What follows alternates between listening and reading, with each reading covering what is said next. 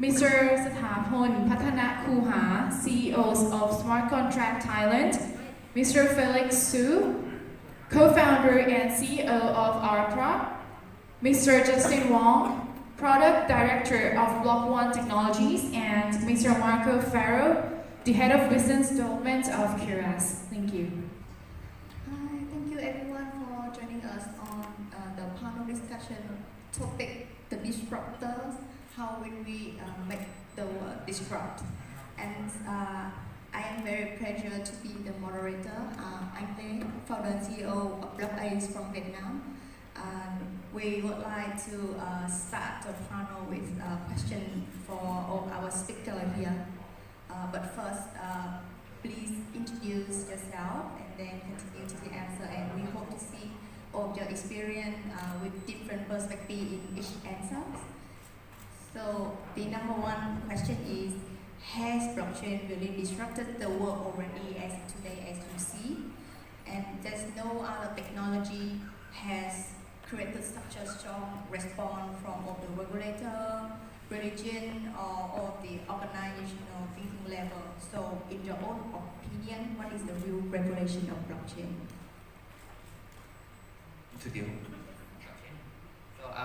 My name is Nattapon Nimakul. You can call me Todd. I am a co-founder and CTO of QURAS, the decentralized exchange and in China. And we are in the process of acquiring license from the DTLC in Thailand as well. And the other part, I am myself, I'm the blockchain developer, focusing most on Ethereum blockchain. We have built some community in Thailand called Thailand, allow here now that help the people educate on how to develop the program on the smart contract and research and building some app on the blockchain as well. So on to the question about, what would you think about blockchain regulation? Okay. The first question is about blockchain regulation. Yeah, regulation, yes. In Thailand. Okay. Okay. But I have knowledge in two countries for now, in Thailand and Indonesia. And I think for both countries it's quite similar in the some area that regulator regulate for now. In Thailand itself, it regulate on the exchange, broker and dealer. That the one that want to do this business in Thailand need to have the license. And in Indonesia, I know that for the exchange it needs as well, but for the broker and dealer, I'm not sure. In Thailand, regulated by the SEC. In Indonesia, they regulate by the how can I say it's regulated as cryptocurrency as a commodity in Indonesia. In Thailand, regulated as the asset. So that is a different point of view. And but the focusing that, as far as I know, is focused to protect the investor. That if investor want to buy the coin or token in Thailand, all the coin token needs to be regulated. It's like we have a limit the coin in Thailand that user can buy and sell in Thailand, because every token list in every exchange in Thailand needs to be regulated, something like that. So it means user is like a more feel confident when buying and selling cryptocurrency in Thailand, because all the coin are scanned by the government. Do you mean the real evolution of blockchain technology is actually having the exchange regulated in both countries, like for example Thailand and Indonesia?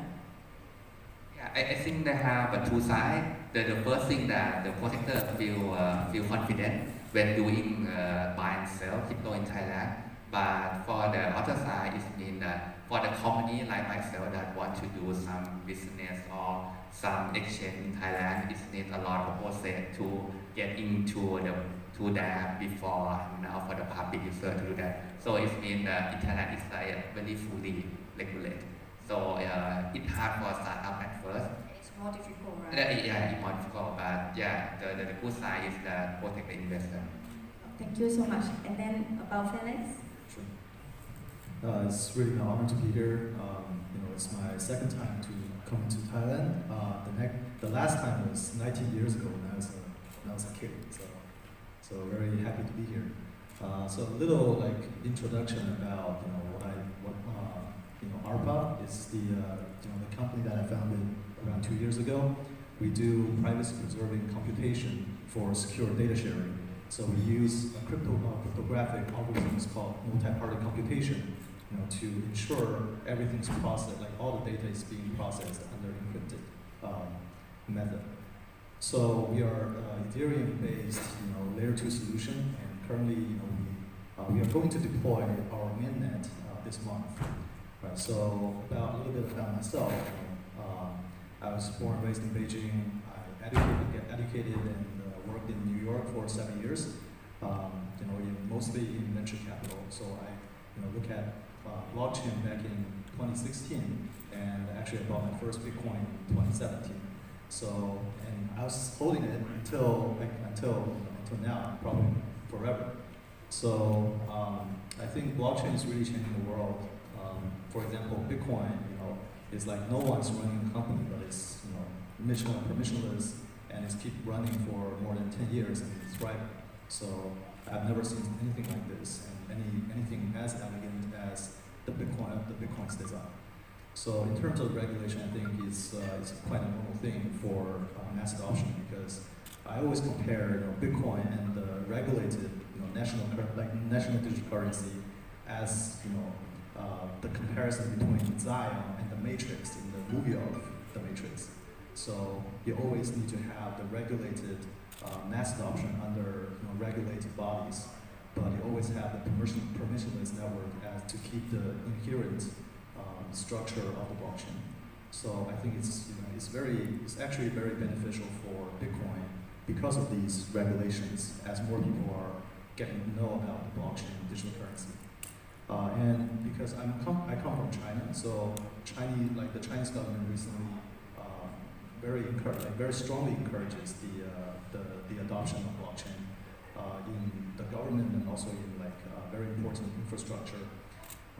And in terms of as a financial infrastructure, blockchain and digital currency is very suitable for cross-border transactions for the One Belt and One Road countries. So I think it's definitely very exciting to see it has such a fast development backed by the government. So talking about the Chinese regulation recently, right? Would you really advise all the overseas projects to enter the China market at this point? I think the Chinese market is very important. Not only because there are so many companies that trying to adopt blockchain, but also you have a huge group of traders that's interested in trading cryptos, probably comprise of more than 50% of the global volume. So I think all the projects should pay more attention to China, but also to due to the regulation on the cryptos, not blockchain technology, it actually makes projects very hard to build local communities. So that is another thing to keep in mind. Thank you for your recommendations. Hi guys, my name is Justin. Give you a little background on myself. I was born in Taiwan and then did my school in Shanghai for a couple of years, and then went to Canada afterwards. And then I actually didn't buy coin first. I got into Ripple Labs in 2016. So firstly I joined as an institution marketing sales in Asia regions. So I was selling Ripple instead of XRP back in China and Taiwan and Hong Kong as well. And then I worked there for a year. I joined NAM as a regional head as well. And then afterward I joined Block One, and as you know, Block One is actually the part of the ecosystem where trying to empower the blockchain 2020 ecosystem policy. So yeah, coming from my background, I have been working for centralized management, decentralized network NAM, and back to Block One. So one of my beliefs is that with that regulation, you can have as much technology as you want. There will be implementations. So we're seeing so many ecosystems have failed, decentralized community. So all the token you see is built by people, a community. But what happens afterward is that no one's using technology. Why? Because the government is not allowing you to do so. So part of the reason why I joined Block One as well is that I believe without censorships, high authorities, there won't be implementations. And then as we see Bitcoin, I consider it as a tier 1 ecosystem where it's a protocol base. And now we see the more exchanges are being regulated. Like you know, see Hong Kong, China, even Taiwan is giving exchange license. So I believe in the next 2 or 3 years, government wants to be involved for sure, but you gotta ask yourself, how can we make money from this technology? So a lot of KYC can be implemented, and then yeah, AML as well. So I believe in the next 2 years, we're gonna see a lot of companies going down, and a lot of, at the same time, new companies going up as well, like regulated one for sure. So yeah. Hi, so same here. I'm going to introduce myself again, but differently. So my name is Marco. I'm actually Canadian, and I moved to Japan a few years ago. And I bought my first Bitcoin in 2013, and at that time, I tell you, I really wanted to get into that space. And I remember the experience was that I had to use my credit card on a shady space and get some Second Life tokens. Go to Second Life and then flip to Bitcoin. And then after that, I had to go to this BTC exchange. And that's how I got started. So you really need we need to recreate this, the incentive to get people to want it. So I think that 2008 was something special when Bitcoin came out. The first time I heard about Bitcoin, actually I read about Bitcoin, it was my first time in Japan, and it was 2010, I think. And I look at this classified, and somebody was selling Bitcoin for $20. So I almost called, it was a full numbers, I had to call back then. And I kind of chickened out. But I got back in a few years later, I got wrecked, you know, but with the hype. But once you get into, that's what is disruptive about the Bitcoin, the blockchain is, once you get into it, it's amazing, it's inspiring. And now what happened is, then you got a second wave. I kind of forget about it because the price is low. And then 2017 happened. And the different thing I did at that time is that I got involved with the community. I got out because everything was happening online. And then I went to meet people doing things. And that was the big change. So a lot of people are involved in the blockchain because they like to work with people involved in the blockchain. And the blockchain is a movement as well. So, but the QURAS project in Japan that I work with, that was important for me to work for a project that can work with where I live. And Japan is quite a special place. It's the first place to say Bitcoin is legal, but this didn't happen by accident. It happened because of mongols, right? So that's how the blockchain and the Bitcoin got mainstream in Japan, is by a scandal. And people on the street with, where's my Bitcoin? So people ask themselves, like, why those guys are so pissed? And they really want their Bitcoin back. So it created, this brought Bitcoin into the legal space in Japan in 2014. So that's to me, that was the people wanted and it disrupt, because once you understand a bit of it, it cannot get out of your mind. So, but now we have to capture, we have to onboard more people into the blockchain. Thank you for your interesting 2017 story. Yeah. We all know how Bitcoin got famous in Tokyo that time, right? Yeah, I'll continue quickly about about Japan. Japan is Japan, Seoul, and Thailand, and those Southeast Asia. We have to learn from each other and to see what worked in one country and the different approach. So if you look at what's happening in Japan right now, the regulation, the exchange of getting squeezed is getting quiet. When people say what's happening in Japan, we still do a lot of things, but it changed a lot. Seoul is changing quickly as well. It's amazing. And now Thailand is exciting because here we can see that user case might happen here. So that's why I'm here. Shall I continue? Yes, a little bit about myself and my company, Call Me Bank. My company is Smart Contract Blockchain Studio. As the name suggests, we provide blockchain solution mainly for enterprise and government. Also, we have our DeFi service. But my journey in cryptocurrency arena is quite a bit different from you guys, because my first coin is Ethereum. It's a Bitcoin. I I joined the blockchain and cryptocurrency arena at the time that Ethereum just started. So that At the price of how much? can I say almost nothing. Like it's very start on the Ethereum. A lot of problems, a lot of rumors, a lot of something not good about that guy. Yes, and that concept inspired me a lot. Concept about programmable money, concept about how we can put business logic, put the data into the blockchain instead of just a token and with a few basic instructions that we can do. So that inspired me a lot, and that's how I got the first token. It's Ethereum. I still keep that part still today. Very small part, just to remind me where I start. And from that day, I see a lot of things that blockchain and in this intermediation concept introduced into our industry. Not only the individual part, my business is mainly in enterprise and government. So I see how they react to that idea from the neglect to denial. Until today, they're starting to accept the concept and start to think they have to do something to avoid the disruption.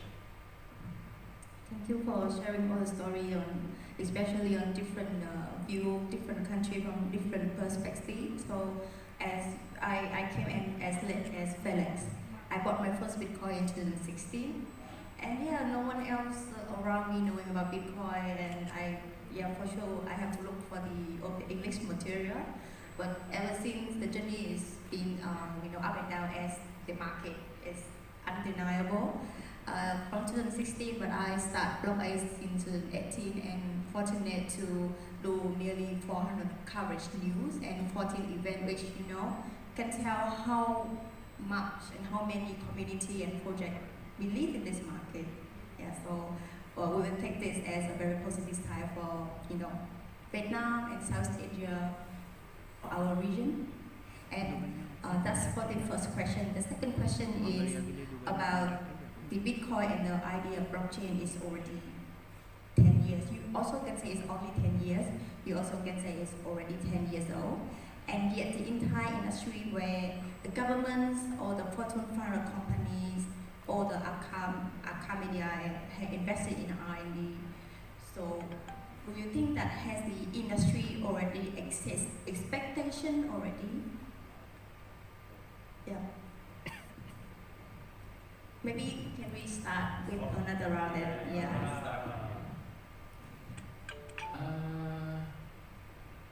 No, I don't think so. I don't think because I think that it's not something about exceed or below. It's the gap between the expectation. Because at the first time, business person in general heard about blockchain. They heard about immutability. They heard about transparency, and maybe something misleading like security. It's secure. It provides a secret. A lot of my customers tell me that, hey, I want to keep the secret information in blockchain because it is secure. It's totally different. So I think this is the first gap, that the business expectation and what blockchain is today. And further on, they start to develop their understanding in blockchain and distributed technologies. So they expect to get the same performance, the same business level of service with the blockchain technologies. But we can achieve that as of now today because of capital rep, because of the blockchain trilemma, as we know this. So in the academic front, we see a lot of research, we see a lot of interesting projects to try to catch up with the business need. Like for example, one big example that everyone put into my face is, can you compete with Visa? Like Visa can do 10,000, 20,000 transactions per second. Can we do this? But interestingly, yesterday, I met with one solid customer. They already built the blockchain and in pilot, and they want me to put it into production. What they see at the first, they forecast the traffic will be 1,000 transactions per second, which is something achievable in the enterprise blockchain technologies. But in reality, after they run pilot, what they need is 2 transactions per second. That is in the spec that they really need. So the real speed, the transaction is only 2. Right. Come from 1,000 to 2. Right. That's one way I think the gap that we need to close. It's not that our blockchain developers need to keep up with the expectation. One way to think about it is to ask them to see the real expectation. What do they really need? It's not like they bought a centralized server and they can achieve that speed, and they want blockchain to achieve that speed without the look into the real need of their application. Thank you for your 3 points. That was quite good. Research and development. Actually, that's what happened at QURAS. Our project started in early 2017, 2016. And QURAS put a lot of effort in research before coming out in 2018. And so Shigeki, our founder, invested into research before they did the white paper. And Union invested. And I think his background in finance and in his parent from the health business. And they said you can actually connect what is needed out there. I think that's what's missing in the blockchain. That people don't know what's the real target, like you said. They just need 2 transactions per second. I think there's a lot of projects that just need to be, they need to onboard people, create a real demand. And I think research is funding. So one issue is some projects are running out of money by mismanagement, or I don't know, I know it's a bit complicated because the price of it is so volatile, but like us, we're fully funded, and I think it gives us a great advantage now because it's getting more and more difficult because of regulation to get other projects to come in. So I think we feel even more responsible, like in Japan.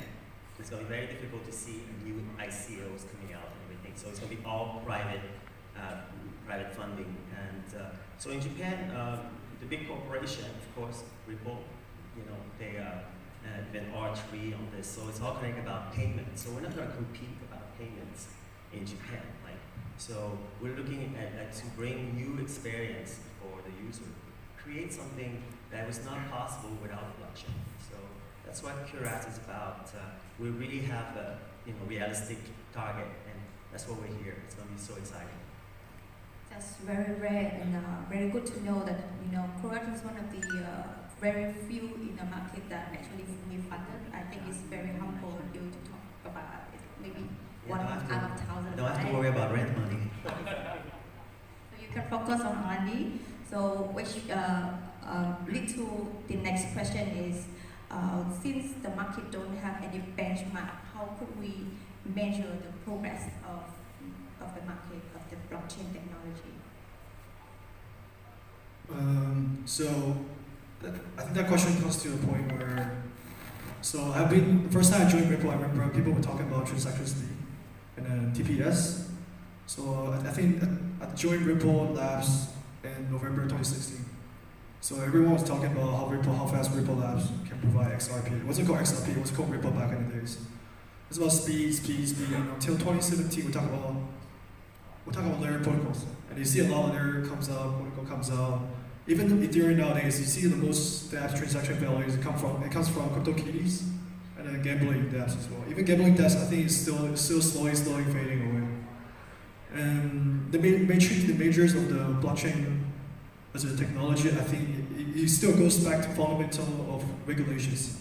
So you have to see how many governments, how many countries are being regulated in terms of ecosystem-wise. So maybe you can argue that Malta, Cayman Islands, they're one of the first few countries to regulate the blockchain, but what is the use case?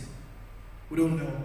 I mean, even like if I ask you what's the best stats on Ethereum, I don't know either. Nobody knows. So, but perhaps the reason why I joined BlockACE is that I see without high censorship, high authority, as a leading challengers for the blockchain technology. So I think we have to expect those countries to come up first, like Dubai, Singapore, or even Japan. They have to come out, and then a lot of countries will follow along. Because countries are passive. Like even Taiwan, like I was born in Taiwan. Taiwan is being really passive because we have high ML regulations and KYC as well. But like just like investors, countries FOMO too, right? As more countries start seeing other countries to make more profits from blockchain as a technology, they're gonna come on board. And which we are seeing right now, like Singapore, Dubai, they're slowly coming on board. And then a lot of countries like Thailand, I think just a few days ago, they announced the draft paper, right, for the STO or crypto. So yeah, I think benchmark would be how many countries are being regulated in the space. Thank you so much. So how about Felix? What do you think? Okay. Yeah, I want to swing back to the last question that you talked about, like the adoption and for the enterprise, because for us, ARPA is we try to solve the data privacy problem. So I think it's very important to know which problem are you addressing using the blockchain or other technologies. So that is something a lot of blockchains are missing, because what are the killer app that you want to build on the blockchain, and what kind of problems you want to solve using decentralized technology, because decentralized technology is very different from the normal enterprise solution, because in the normal setting, one company can use the solution to cut cost or to increase the revenue. But for blockchain, there has to be a lot of parties working together to solve the trust issue. So it doesn't apply to a lot of industries or a lot of applications. So for example, like take ARPA as an example, we work on solving the data privacy problem for like when you want to share data with other enterprises. So for example, all the banks, they have their own blacklist, and they do want to know if the person is on other banks' blacklist, but they don't want to give up their own data. So we built a secure API that can allow people to search for blacklist without actually losing their data or getting other banks to know who they searched. So that is something all the banks and financial institutions are really need. And on top of that, we can also build credit default models using different data sources, with all the data sources being encrypted. So that is one specific area that we want to target with our own, multi-party computation cryptographic algorithms. And for the progress, I think it's something that also need to look at what are the partners and what are the new contracts that a company recently developed.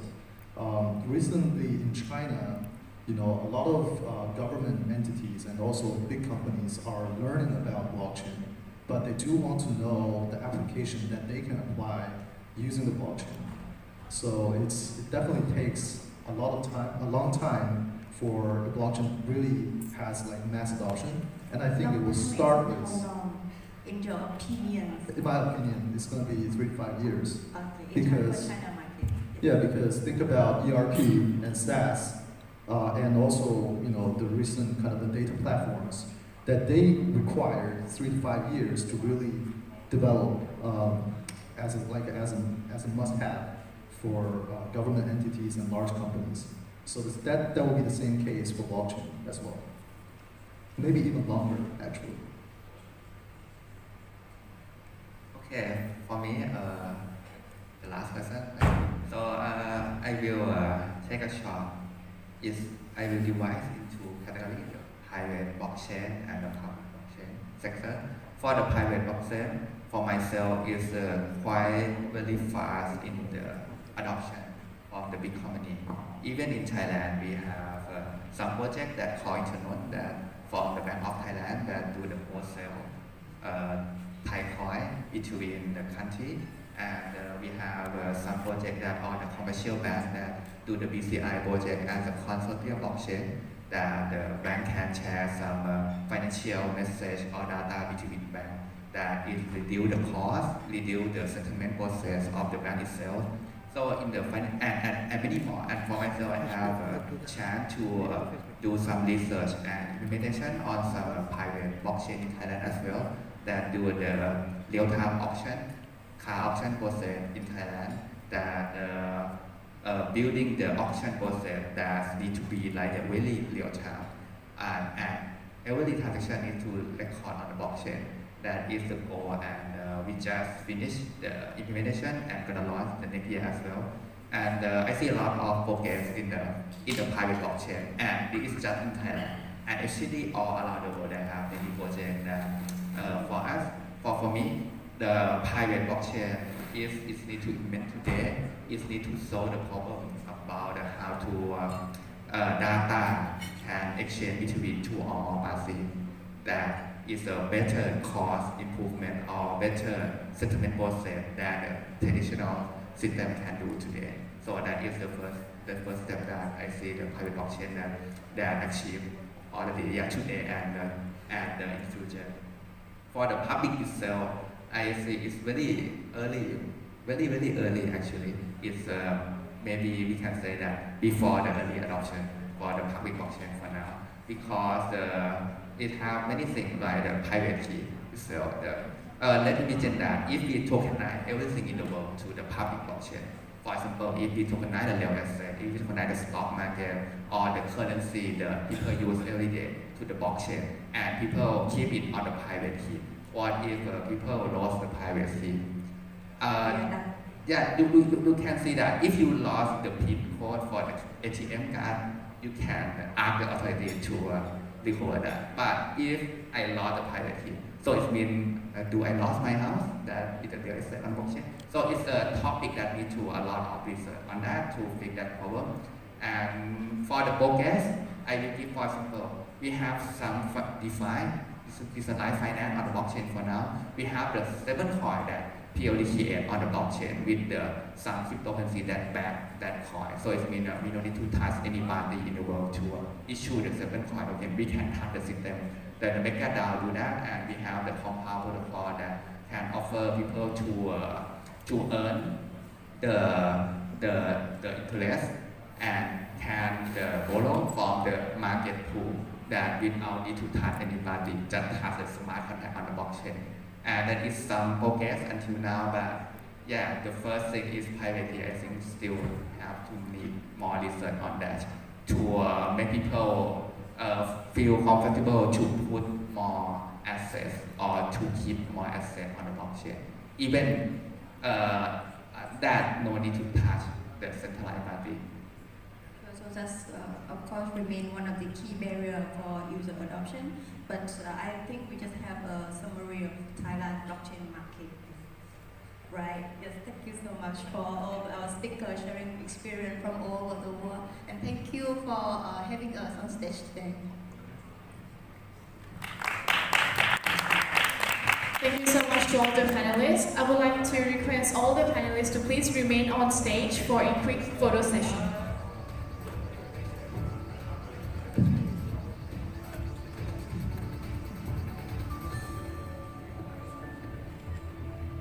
And next we'll be having another panel discussions of the influencers on the topic of mission of mass adoption.